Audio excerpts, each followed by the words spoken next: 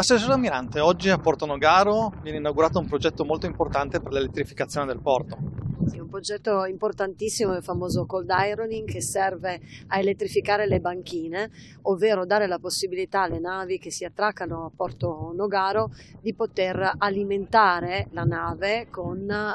l'elettricità e non più utilizzando ovviamente i motori e quindi di conseguenza non inquinando. Tra l'altro l'energia è prodotta all'interno di questo contesto attraverso la posa di 2022 pannelli fotovoltaici, la realizzazione di 2 cabine di trasformazione e la realizzazione di un prototipo